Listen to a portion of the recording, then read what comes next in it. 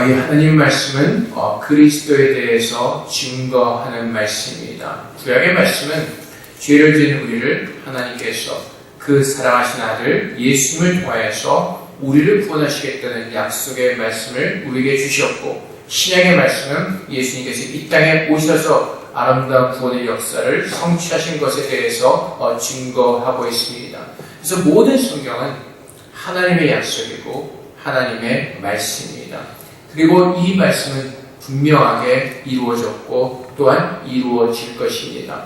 우리가 지난주에 보았던 말씀처럼 이제 예수님께서 이 땅에 죽으러 오셨고, 또 예수님께서 그 하나님의 말씀에 순종하기 위해서 예수님을 잡으러 온 무리들에게 주님께서 잡혀주시는 그 모습을 보았습니다. 주님께서 잡히신 것이 아니라 잡혀주셨습니다. 예수님을 잡으러 나온 무리들이 나왔을 때 예수님께서 물으시죠. 너희가 누구를 찾느냐? 그들이 나사렛 예수라고 대답할 때 예수님께서 내가 그니라라고 대답하십니다. 그때 어떤 사건이 일어납니까? 예수님을 잡으러 나왔던 모든 사람들이 땅에 엎드러지는 그러한 사건이 일어납니다.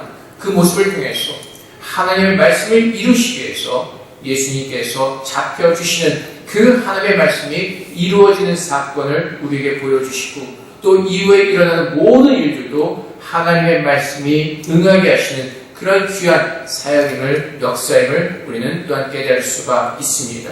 그래서 오늘 또한 주님께서 계속해서 이제 잡히셨을 때 그 예수님을 잡으러 나온 무리들이 이제 대제사장 가야바의 장인이었던 안나스에게로 이제 예수님을 끌고 갑니다. 왜 안나스에게로 먼저 끌고 갔는지는 잘 모르겠습니다. 그의 대제사장은 가야바였는데 그 안나스는 그 가야바의 장인이었습니다. 어떤 이유에서인지 어쨌든 예수님을 결박하여서 안나스에게로 이렇게 안나스에게로 끌고 갑니다. 그 가야바는 어떤 사람이었냐면은 대제사장이었던 가야바는 우리가 지난번 요한복음 11장에 통해서 보았던 것처럼 대제사장이고, 또한 요한복음 11장 47절 말씀부터 이에 대제사장들과 바리새인들의 공회를 모르고 이르되 이 사람의 많은 표적을 행하니 우리가 어떻게 하겠느냐? 만일 이를 그대로 두면 모든 사람이 그를 믿을 것이요, 그리고 로마인들이 와서 우리 땅과 민족을 빼앗아 가리라니 그 중에 한 사람 그의 대제사장인 가야바가 그들에게 말하되 너희가 아무것도 알지 못하는도다. 한 사람이 백성을 위하여 죽어서 온 민족이 망하지 않게 되는 것이 너에게 유익한 줄을 생각하지 아니한도다 했으니, 이 말을 스스로 함이 아니요 그의 대제사장이므로 예수께서 그 민족을 위하시고 또한 그 민족만 위할 뿐 아니라 흩어진 하나님의 자녀를 모아 하나가 되게 하기 위해 죽으실 것을 미리 말함이라라. 이날부터 그들이 예수를 죽이려고 보이하니라. 어떤 사건이냐면은 예수님께서 잡히시기 전에 이제 성전과 회당에서 하나님의 복음을 전하셨습니다. 또한 많은 기적을 일으키셨습니다. 그때 수많은 유대인들이 이제 예수님을 믿고 예수님을 따르기 시작합니다. 대제사장들과 바리새인들이 두려웠던 것은 바로 그것입니다. 백성들이 예수님을 이스라엘의 왕으로 옹립을 하는 것입니다. 만약에 그렇게 일이 전개가 되어진다면 그들이 두려워하는 것처럼 48절의 말씀처럼 로마인들이 와서 우리 땅과 민족을 빼앗을 것이라 라는 생각을 하면서 그들은 두려움에 빠지게 되는 것입니다. 그들은 대제사장들이었습니다. 하나님의 말씀을 믿는 사람들이었고 하나님의 어떤 그 드리는 그 제사를 관장하던 그 사람들이었습니다. 근데 그들이 두려웠던 것은 무엇이죠? 그들이 생각했던 것은 무엇입니까? 세상적인 것이었습니다. 하나님께서는 예수 그리스도를 이 땅에 보내셔서 우리를 구원하신 것이 하나님의 예정이셨습니다. 근데 바리새인들이 보았던 것, 대제사장은 두려웠던 것은 로마가 이 땅에 와서, 우리 땅에 와서 우리를 다시 짓밟는 것이 두려워지는 것입니다. 그들이 고백하는 것이 무엇이죠? 우리 땅과 민족을 빼앗아가려니. 그들이 두려워하는 것은 무엇입니까? 자기들이 지금 이 땅에서 누리는 기득권입니다. 우리가 대제사장으로서, 우리가 어떤 그 이 나라의 리더로서 우리가 누리는 기득권을 빼앗기는 것입니다. 구약시대에서는 하나님께서 아론의 자손들만 대제사장의 직분을 감당케 하셨습니다. 근데 그 당시 예수님이 계셨던 그 당시에는 사람들이 돈으로 제사장의 직분을 사고 팔기도 하였습니다. 그래서 엉터리들이 너무나 많았습니다. 그래서 그들이 두려웠던 것은 하나님을 경외하는 것이 아니라 세상을 두려워하는 것입니다. 자기들이 가진 권력과 자기들이 가진 기득권을 빼앗기는 것을 두려워하는 것입니다. 근데 성경에서는 이 모든 것들이 하나님의 말씀을 응하게 하기 위함이라고 주님께서는 가르쳐주고 계십니다. 주님께서는 이 땅에 죽으러 오셨고 그들은 자신들의 기득권을 지키기 위해서 예수님께서 유명하셨던 그 날부터 예수님을 죽이려고 모이라는 것입니다. 그래서 예수님께서 죽으실 때가 되었을 때 이제 사람들의 무리가 몰려와서 예수님을 잡습니다.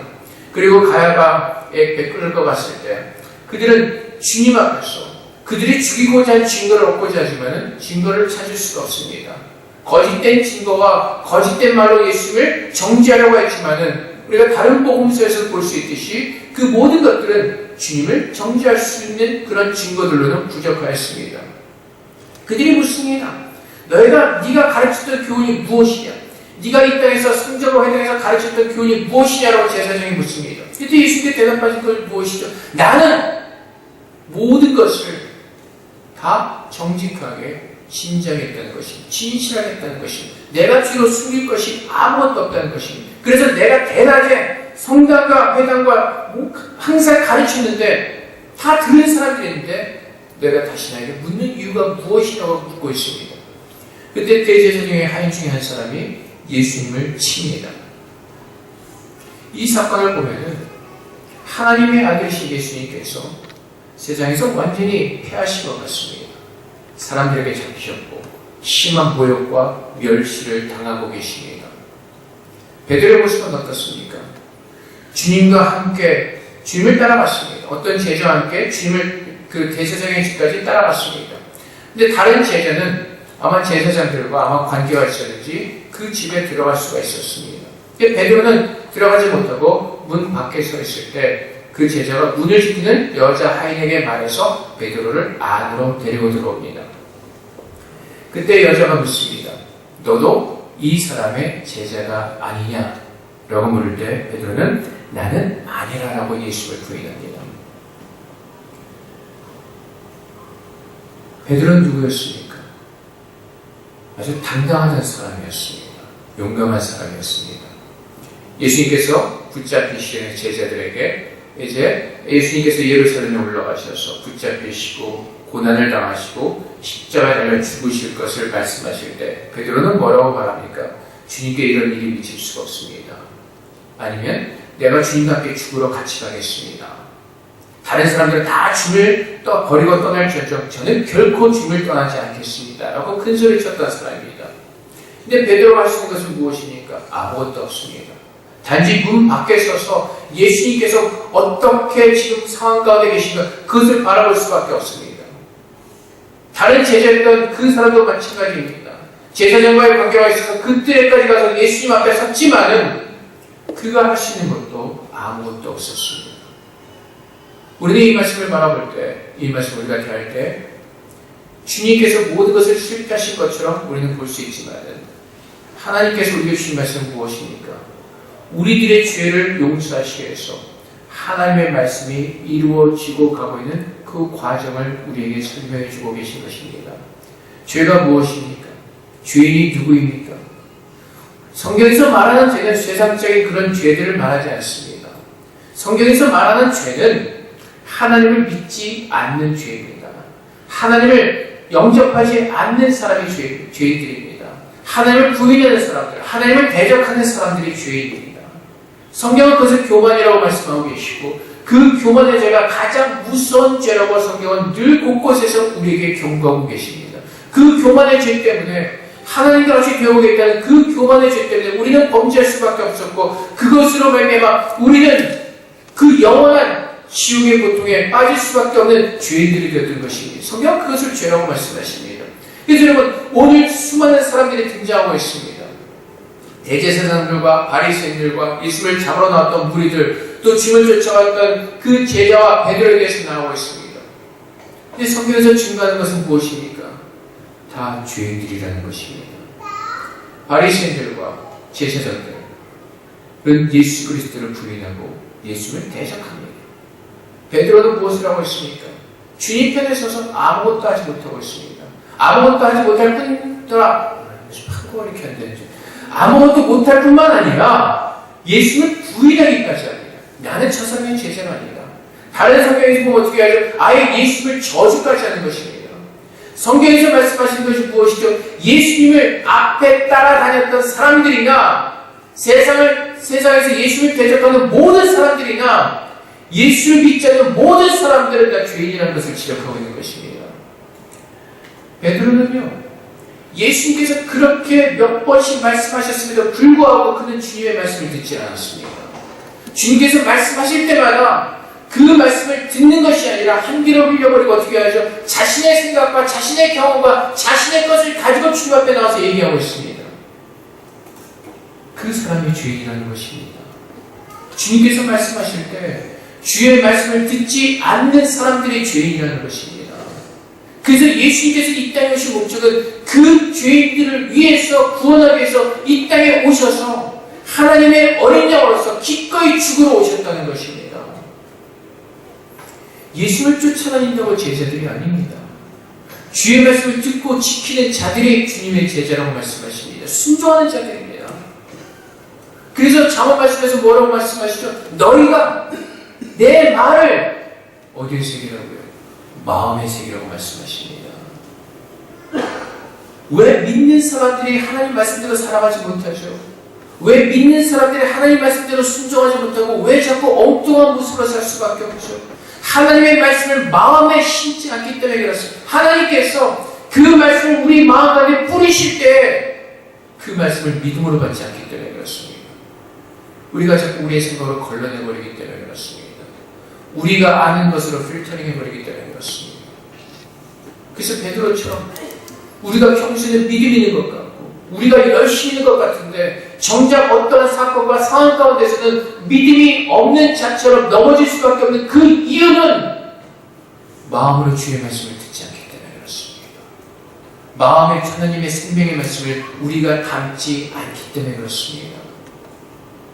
그래서 예수님을 잡아간 결박한 제사장들이나 주님을 때린 그 제사장의 하인이나 주님을 따라갔지만 3년 동안 따라다녔지만 주의 말씀을 믿지 못하던 그 모든 제자들도 다 하나님이 구원하신 죄인들이라는 것을 성경은 우리에게 말씀해주고 있습니다. 우리가 스스로 할 수 있는 것이 아무것도 없습니다. 세상 사람들은요, 자기 어떤 구원을 위해서 열심히 살아갑니다. 제사장들이 그랬습니다. 자기가 가진 그 기득권을 놓치지 않게 해서 예수를 죽이기까지 합니다. 모의합니다. 회의합니다. 열심히 주님을 쫓아다녔습니다. 열심히 주님의 하신 말씀을 들었습니다. 왜요? 그 주님께서 전하시는 그 교훈 중에서 가르침 중에서 꼬투리를 잡기 위해서 열심히 쫓아다녔습니다. 주님의 제자들도 3년 동안 열심히 따라다녔습니다. 근데 결국은 마지막에 우리에게 보여지는 것은 하나님의 말씀을 듣고 믿는 사람이 아무도 없었다는 것입니다. 심지어 제자들조차도. 주님께서 부활하신 후에 성령께서 제자들에게 임하셨을 그때 비로소 예수를 온전히 믿고 그들은 변화되기 시작하는 것입니다. 그래서 오늘 일어나는 사건을 통해서 주님께서 우리에게 깨닫게 하신 말씀이 무엇입니까? 우리의 힘으로는 구원을 얻을 수 있는 그 능력도 그 어떤 것도 없으며 하나님의 말씀을 들을 수 있는 그 지혜도 없다는 것입니다.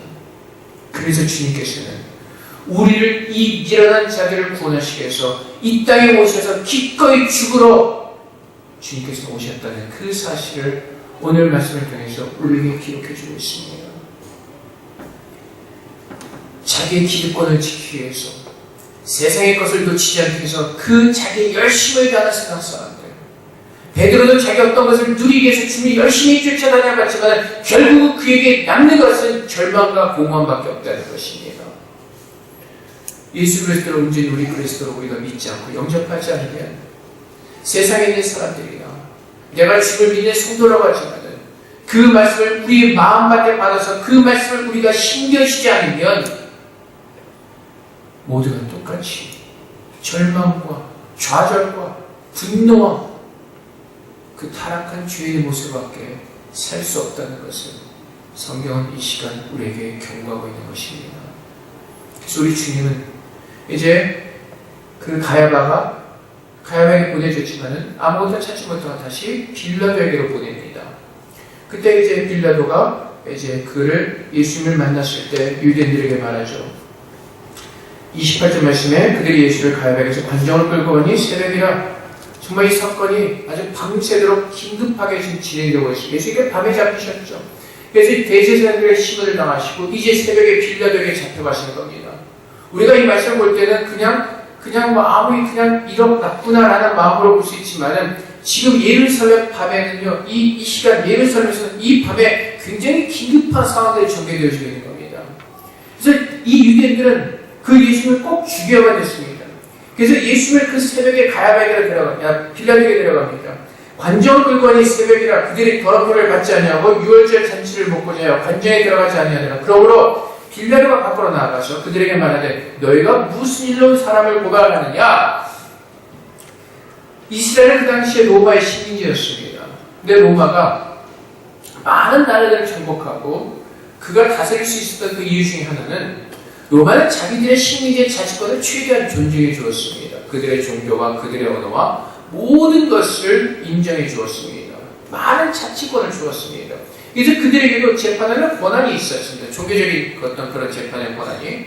근데 그들이 예수님을 빌라도에게 데려온 그 이유는 그들의 법으로는 사형 판결을 내릴 수가 없기 때문에 그렇습니다. 그래서 그들이 예수님을 빌라도에게 데려온 이유가 정확히 얘기합니다. 이 사람이 행악자가 아니었다면 우리가 당신에게 넘기지 아니하겠나이다. 빌라도가 이르되 너희가 그를 데려다가 너희 법대로 재판하라. 유대인들인데 우리에게는 사람을 죽이는 권한이 없나이다. 그래서 제사장들은 예수를 죽이려고 모의를 했었고 이제 그것을 이루기 위해서 빌라도에게로 데려온 겁니다. 근데 재밌는 것이 무엇이죠? 빌라도가 예수를 만나서 대화를 나누죠. 빌라도가 다시 관정에 들어가서 예수를 불러서 묻습니다. 네가 유대인의 왕이냐?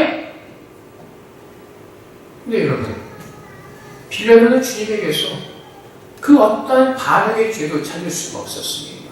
왜 그렇죠? 주님께서 뭐라고 말씀하시죠? 36절 말씀에 예수께서 대답하시되 내 나라는 이 세상에 속한 것이 아니니라. 로마의 법을 따라서 재판을 받고 사형을 받으려면 어떤 반역한 죄가 드러나야 되는데 예수께서 말씀하신 나라는 어디에 있다고요? 이 나라에 속한 나라가 아니라고 말씀하십니다. 예수께서 반역의 어떤 그 음모를 꾸민 적이 없다고 증거하시는 겁니다. 그럼 빌라도 입장에서는 예수를 사용할 근거가 아무것도 없습니다. 재판할 근거가 아무것도 없는 것입니다. 예수께서 계속해서 말씀하시죠. 만일 내 나라가 이 세상에 속한 것이었다면 내 종들이 싸워 나라 유대인에게 넘겨지지 않게 하였으리라. 이제 내 나라는 여기에 속한 것이 아니니라. 하나님의 나라는 이 땅에 속한 나라가 아니라고 분명히 주님은 말씀하시는 것입니다. 이것은 영적인 나라요. 우리가 마지막에 돌아갈 하나님의 나라, 그 천국을 대해서 하나님 말씀하고 계시는 것입니다. 그래서 빌라도가 예수님의 말씀을 들을 때 예수님에게서 그 어떤 죄도 찾을 수가 없는 것입니다. 그래서 성경에서 증거하는 것이 무엇이죠? 하나님은 우리의 죄를 속죄하기 위해서 흠없고 죄 없는 하나님의 어린 양을 위해서, 우리를 위해서 그 어린 양을 준비하셨다고 말씀하십니다.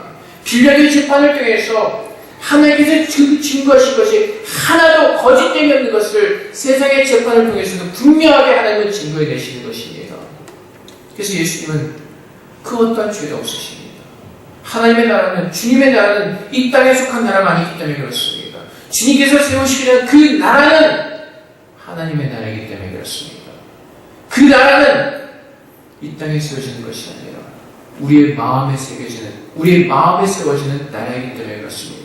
그래서 여러분들 우리가 믿음 살아서 오해하는 것이 있습니다. 하나님께서는 이 세상을 바꾸실 것이라는 우리가 오해를 하면서 살아갑니다. 근데 주님은 그렇지 않습니다. 하나님께서 죄악된 이 세상을 그대로 두십니다. 더 많은 죄악으로 치닫게 될 것입니다.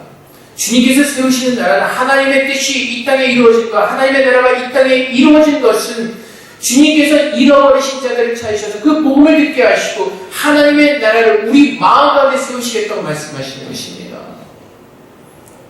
그래서 세상은 어떻게 된다고요? 더 악으로 치닫게 되는 것입니다.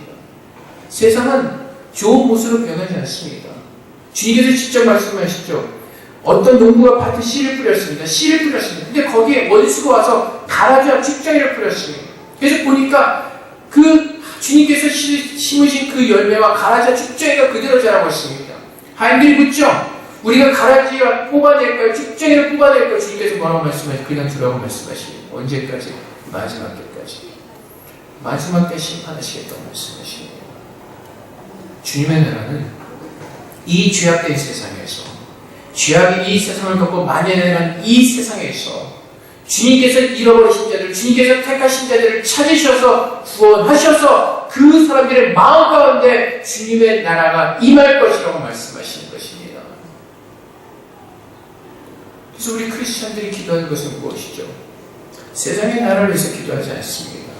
하나님의 나라가 임하기를 위해서 기도합니다. 그것은 무엇이니까? 하나님의 복음이, 주님의 말씀이 하나님께서 택하신 자들에게 임하여서 그들이 구원받는 것, 그것이 하나님의 나라가 임하는 것입니다. 우리가 이것을 오해하지 못하면 자꾸 세상에 썩어질 것에 우리의 힘을 쏟아붓습니다. 세상을 바꾸려고 하는 우리의 엉뚱한 열심을 내다가 시간이 다 가버리는 것입니다. 베드로처럼. 베드로는 열심히 있었습니다. 베드로는 하나님을 향한 그 열심이 있어서 주님을 지키고자 하는 그 열심이 있었습니다. 근데 주님께서 말씀하신 그 나라는 이 나라에 속한 나라가 아니라 하나님께서 말씀하신 그 영원한 천국에 대해서 말씀하신 것입니다. 우리 믿는 사람들의 문제가 뭐라고요? 하나님 말씀을 마음으로 듣지 않습니다. 그리고 우리는 하나님을 위해서 열심히 무엇인가 한다고 열심히 무엇인가 합니다. 열심히 기도합니다. 열심히 뛰어다닙니다. 근데 결국 무엇을 하고 있다고요? 세상에 썩어질 나라를 하고 있다는 겁니다. 주님께서 우리에게 요구하신 것이 무엇이라고요? 계명을 주셨죠. 너희가 서로 사랑하라. 이로써 너희가 내 제자인 줄 알리라. 그 말씀을 주셨습니다. 그리고 주신 말씀이 너희가 나를 사랑하면 내 말을 들을 것이라고 말씀하시죠. 근데 주님의 뜻은 무엇이죠? 하나님께서 잃어버린 자들을, 주님께서 그 택하신 자들을 찾는 겁니다. 그래서 주님께서 주신 말씀이 땅 끝까지로 내 증인이라고 말씀하십니다. 성령이 임하시면 그 권능을 받아서 땅 끝까지 증인이 되라고 말씀하십니다. 왜요? 그것이 하나님께서 원하시는 것이기 때문에. 그것이 하나님의 마음 아파시면서 오늘도 주님께서 이 땅에서 이루시려는 하나님의 구원의 역사이기 때문에 우리가 하나님을 사랑한다면 우리가 그분을 사랑하는 마음으로, 원수를 사랑하는 마음으로, 이웃을 사랑하는 마음으로 그 복음을 전하는 자로 우리는 보냄을 받았기 때문에 그렇습니다. 그래서 오늘 우리에게 주신 말씀이 무엇입니까? 우리가 세상의 눈으로 바라볼 때는 주님께서 실패하신 것 같습니다. 하지만 성경에서 말씀하신 것이 무엇이죠? 하나님의 말씀은 결국은 성취되어진다는 것입니다. 예수님께서 잡히신 것, 베드로가 부인한 것, 베드로가 부인한 것을 예수님께서 먼저 말씀하셨습니다. 모든 것이 다 이루어졌습니다. 세상의 눈으로 볼 때는 하나님의 나라가 무너진 것 같습니다. 진 것 같습니다. 하지만 결국은 무엇이라고요? 하나님의 말씀은 이루어진다는 것입니다. 하나님의 말씀은 살아있는 말씀이고 그 말씀이 하나님이시기 때문에 그 말씀은 분명히 이루어집니다. 그래서 오늘 이 시대에서 살고 있는 우리에게 주신 하나님의 위로가 무엇입니까? 하나님의 능력이 무엇입니까? 우리가 오늘 살아가면서 이 시대를 살아가면서 우리의 눈으로 볼 때 세상을 바라볼 때 세상의 교회를 섞인 것 같습니다. 죄악이 만영하고 그 이 세상의 죄악으로 가득 차 있습니다. 그런데 때로는 우리가 이 땅에 살아가면서 그래서 힘들고 어려운 시간들을 보낼 수도 있습니다. 그럼에도 불구하고 우리가 일어날 수 있는 그 이유는, 오늘 우리가 살아가는 그 이유는 하나님께서 그 살아있는 말씀을 우리에게 주셨기 때문에 오늘 우리는 그 말씀을 믿음으로 말미암아 일어서고 그 말씀의 힘과 능력을 붙들고 오늘 우리는 견뎌내는 것입니다. 그것을 하나님께서 우리에게 요구하고 계시고, 그래서 하나님께서 오늘 우리에게 주신 말씀이 무엇이죠? 너희가 진리에 속한 자는 내 음성을 듣느니라고 말씀하시면서 우리가 정말 주님의 진리의 복음을 듣고 구원받은 자라면 이제 우리는 세상의 음성을 듣는 것이 아니라 세상에 돌아가는 모습을 바라보면서 두려워하고 근심과 걱정하는 것이 아니라 주의 음성을 듣고 주님께서 기뻐하실 것을 분별하면서 그 말씀의 능력으로 우리는 살아내는 것입니다. 왜요? 하나님의 말씀은 살아있는 말씀이고 그 말씀은 분명히 이루어지기 때문에 그렇습니다. 그 성경에서 계속 우리에게 강조하는 것이 무엇입니까? 세상의 것을 바라보지 말라는 것입니다. 여러분들이 주위에 있는 세상 사람들이 어떻게 사는지 그것을 보면서 마음 상해하고 슬퍼하지 말고 분노하지 말라는 겁니다. 하박국 선지자가 하나님께 질문합니다. 왜 세상에 악한 사람들이 더 잘 먹고 잘 삽니까? 왜 세상에 악한 사람들이 믿는 사람들보다 더 행복하게 살아가고 있습니까? 주님께서 주신 말씀이 무엇이라고 보지 말라는 겁니다. 마지막 때, 그때를 보자는 겁니다. 그래서 믿는 사람들은 세상에서 돌아가는 일을 바라보면서 두려워하거나 근심하거나 걱정하는 것이 아니라 하나님께서 우리에게 약속하신 그 천국에 대한 소망을 가지고 그 나라가 우리에게 임할 것을 믿고 믿음으로 주님 바라보면서 우리 마음의 평강을 지키는 것입니다. 그래서 다윗이 뭐라고 고백을 합니까? 내가 사망의 음침한 골짜기를 다닐지라도 두려워하지 않는다고 고백하는 것입니다. 수많은 적들이 다윗을 에워싼다 할지라도 다윗이 구한 것은 무엇이죠? 어떻게 이 전쟁을 이길까 전쟁 전략을 짜는 것이 아니라 하나님 앞에 나가 기도합니다. 하나님, 나의 장막이지, 나의 보호자이신 아버지, 나의 장막이 되신 아버지, 나의 방패이신 아버지, 나의 창이신 아버지, 나를 이상한 나를 구원하여 주시옵소서. 그것을 위해서 기도하는 겁니다. 그래서 여러분, 핵전쟁이 일어난다, 뭐 한다, 거기에 대해서 마음 쓰시 걱정하지 마시고, 우리는 무엇을 위해서 기도합니까? 오늘도 주님의 뜻이 이 땅 가운데 이루어지기를. 무엇이요? 오늘 하나님께서 찾으셔서 구원하시기를 원하시는 그 사람들에게 복음 전하는 것을 위해서, 그것을 위해서 힘쓰는 겁니다. 핵전쟁이 일어나면 두려워. 왜 그러죠? 죽는 것이 두려운 것이죠. 죽는 것이 두려운 사람들은 왜요? 천국에 대한 소망이 없기 때문에 그렇습니다. 하나님을 찬양하고 열심히 하나님을 쫓아낸다고 하지만 그 천국에 대한 소망이 없기 때문에 내가 믿는다고 하면서도 그 죽음 앞에서 두려움이 드는 그 이유는 내 믿음의 확신과 구원의 확신과 하나님 말씀을 향한 내 믿음이 없기 때문에 그렇습니다. 그것이 왜라고요? 하나님 말씀이 내 마음 가운데 있지 않기 때문에 그렇습니다. 우리가 귀로만 듣고 흘려버렸기 때문에 베드로처럼 어떤 사건이 일어났을 때 먼 곁에서 주님만을 바라보고 주님만을 부인하는 것이라고요. 그 어리석은 모습에서 돌이키라고 말씀하십니다. 우리가 정말로 예수를 믿는 사람이라면 내 온몸과 전심을 다해서 주님을 쫓으라고 말씀하십니다. 그것이 하나님을 믿는 사람이고 그것이 예수를 통해 소망을 가진 참된 믿음의 사람들이기 때문에 그렇습니다. 그래서 우리가 바라보는 것은 무엇이라고요? 마지막에 예수께서 마지막 날 오실 때, 나팔 불 때 오시면서 우리의 이름을 부르시고 하나님의 나라로 우리를 옮기시는 그 영광된 나를 소망하면서 오늘도 우리는 그 믿음으로 견뎌내는 겁니다. 때로는 어려운 가운데 있을 수가 있습니다. 예수 믿으면 내 모든 형편이 다 평탄해지고 예수 믿으면 내 모든 환경이 다 바뀐다는 다 거짓말입니다. 내 마음이 바뀌는 겁니다. 그 상황 가운데서도 자유함을 누릴 수 있는 그 상황 가운데서 그 평강의 마음을 지킬 수 있는 그 믿음을 하나님께 축복하시는 겁니다. 그러면 여러분, 예수를 믿었던 사도들은 특별한 케이스입니까? 구약의 선지자들이나 신약의 믿음을 쫓아 순교했던 그 사람들은 실패한 사람들입니까? 그들은 예수를 믿기 때문에 순교했습니다. 그들은 예수를 믿기 때문에 기꺼이 모든 고문과 모든 그 핍박과 그 어려움과 모든 시간들을 견뎌냈습니다. 구원받은 자녀이기 때문에 그 마지막 천국에 대한 소망이 있었기 때문에 그래서 그들은 그 모든 시간과 힘든 어려운 시간들을 믿음으로 이겨냈던 것입니다. 동일한 믿음을 하나님께서 우리에게 주셨고 동일하게 하나님께서 오늘 우리에게 요구하신 것입니다.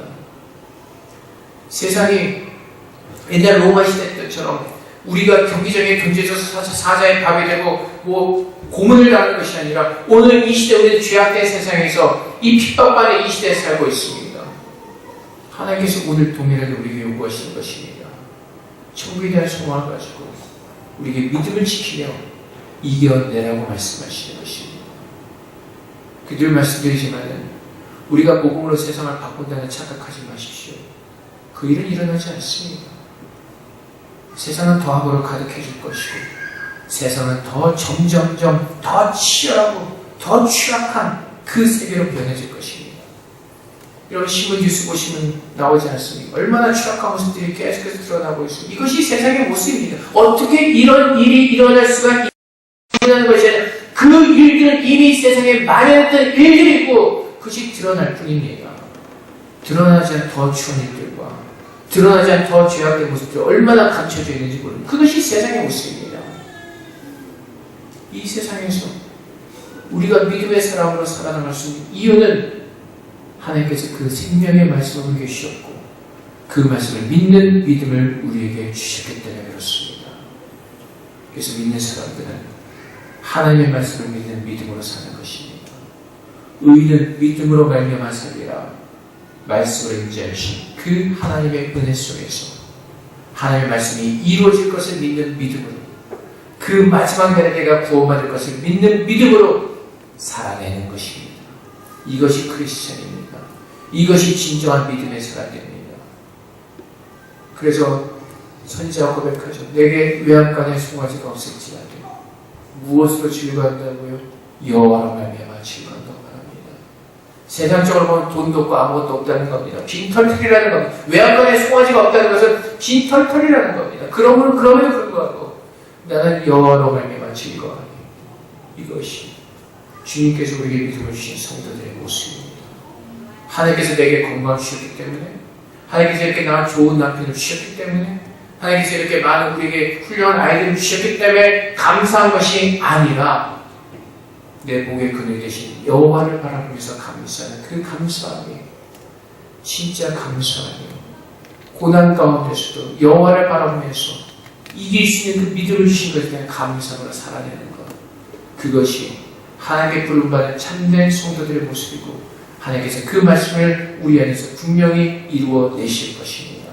그래서 우리는 하나님을 믿는 것입니다. 그래서 하나님은 진리이기 때문에 우리는 그분의 음성을 듣는 것입니다. 진리는 무엇이라고요? 변하지 않는 겁니다.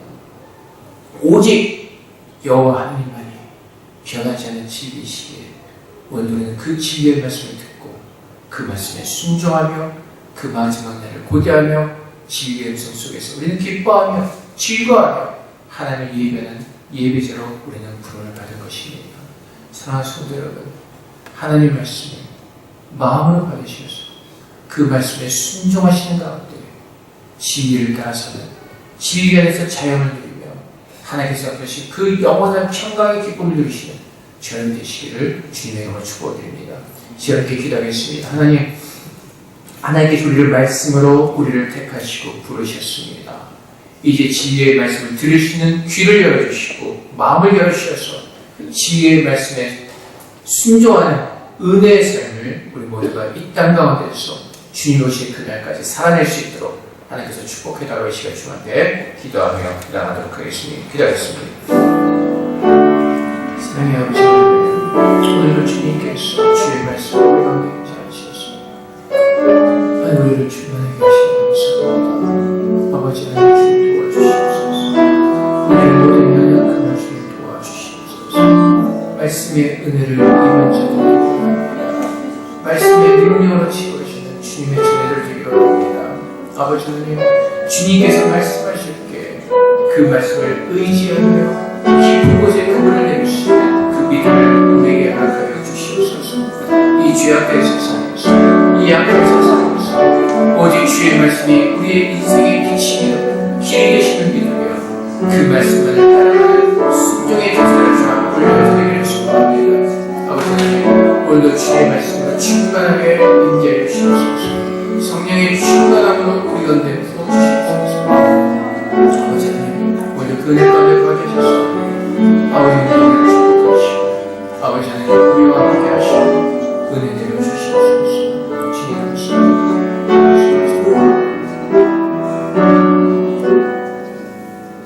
우리 하나님께서 예수 그리스도의 은혜로 우리를 구원하여 주시고 또 하나님의 사랑으로 성령을 우리에게 부어주셨습니다. 하나님께서 우리에게 성령을 부어주신 이유는 주의 말씀을 기억하게 하시기 위해서입니다. 주의 말씀을 생각하게 하시기 위해서입니다. 아버지 하나님 오늘도 성령의 충만함으로 우리 가운데 임재하셔서 주님께서 우리에게 약속하신 그 말씀을 우리가 마음으로 받게 하시고 믿게 하여 주시옵소서. 그래서 우리가 이 땅에서 살아가는 모든 길들이 말씀을 믿는 믿음의 삶의 길을 걸어가게 하시고 그 삶으로 하나님을 예배하는 예배자를 되게 하여 주시옵소서. 그래서 하나님께서 가장 기뻐하시는 순종의 열매를 맺는 참 신앙의 믿음의 사람들로 주님 앞에 서게 하여 주시옵소서. 아버지 하나님, 이 땅이 얼마나 죄악으로 가득 차 있습니까? 이 땅이 얼마나 비극한 상황 가운데 있습니까? 아버지 하나님, 이런 죄악된 세상에서 우리를 구원하여 주셨고 우리를 구별되게 하시고 오늘도 말씀의 은혜로 살게 하심을 감사합니다. 아버지 하나님, 이제 우리가 말씀의 은혜를 누릴 뿐만 아니라 이 하나님의 복된 말씀을 선포하는 주님의 전도자를 되게 하여 주시옵소서. 그래서 주님께서 말씀하신 대로 땅끝까지 주님의 복음이 전파되어지게 하셔서 우리 주님께서 택하신 자들, 주님께서 잃어버리신 자들을 하나도 잃어버리지 않고 찾아내시고 구원하시는 그 하나님의 놀라운 그 생명의 말씀을 주님 이루어 주시옵소서. 오늘과 감사하며 예수 그리스도의 이름으로 기도합니다. 아멘.